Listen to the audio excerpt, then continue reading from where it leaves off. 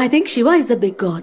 ఆయన భార్య చనిపోయిన తర్వాత ఆమెను భుజాల మీద వేసుకుని ఇండియా అంతా తిరిగి తిరిగి వచ్చాడు కదా. ఏ దేవుడు తన భార్య చనిపోయిన తర్వాత సామాన్య వ్యక్తిలా ఎత్తుకుని తిరుగుతున్నాడో ఆయనలా దేవుడు అవుతాడో చెప్పు. చెప్తా విను. దక్షుడు కూతురు దాక్షాయన్ని శివుడు వివాహం చేసుకుంటాడు. ఒకరోజు అగ్నిదేవుడి యాగం చేస్తుండగా దక్షుడు ఎంటర్ అవుతాడు. అతన్ని చూసి అందరూ గౌరవంగా నుంచుంటారు, ఒక శివుడు తప్ప. అది మనసులో పెట్టుకుని శివుడి మీద ప్రతీకారంతో దక్షుడు ఒక యాగం మొదలు పెడతాడు. ముల్లోకాల్లో దేవుళ్ళందరికీ ఆహ్వానం పంపిస్తాడు. తన కూతురు దాక్షాయని ఇంకా శివుడికి తప్ప తన తండ్రే కదా అని పైన యాగానికి వెళ్తుంది. శివుణ్ణి ఎందుకు ఆహ్వానించలేదని నిలదీస్తుంది. అప్పుడు దక్షుడు శివుణ్ణి కించపరిచే విధంగా మాట్లాడతాడు. పులితోలు కప్పుకునేవాడు, కపాలాల మాల ధరిస్తాడు, శ్మశానంలో నివసిస్తాడు, అలాంటి వాడిని ఎందుకు ఆహ్వానిస్తానంటాడు. ఇది విన్న దాక్షాయని, నా భర్తని అవమానించిన వాడి కూతురుగా నేను ఈ లోకంలో ఉండను. ఈ శరీరంతో ఈ లోకంలో తిరుగుతుంటే దక్షుడు కూతురు దాక్షాయని అని పిలుస్తారు. ఆ పిలుపు నాకు వద్దు. ఇంకో జన్మెత్తి శివుణ్ణి మళ్లీ వివాహం చేసుకుంటా అని మంటల్లోకి వెళ్లిపోతుంది. ఇది తెలిసిన శివుడు రుద్రుడవుతాడు. చలనం లేని దాక్షాయని తన భుజాల పైన వేసుకుని శివతాండవం చేస్తాడు. బాధతో భారతదేశం మొత్తం తిరుగుతాడు. శివుడు తలుచుకుంటే తన భార్యను బ్రతికించడం చిటికలో పని. కాకపోతే ఆమె ఆఖరి మాటలకు గౌరవం ఇచ్చి ఆ ప్రయత్నం చేయడు. ప్రేమించిన వ్యక్తి దూరమైతే ఒక మనిషి ఎలా బాధపడతాడో అలానే బాధపడ్డాడు. మనం వాళ్ళని చూసి ఇన్స్పైర్ అయ్యి మన జీవితంలో కష్టాలను ధైర్యంగా ఎదుర్కోవడం కోసం మన దేవుళ్ళు మనకన్నా ఎక్కువ కష్టాలు వాళ్ళ లైఫ్ లో అనుభవించారు.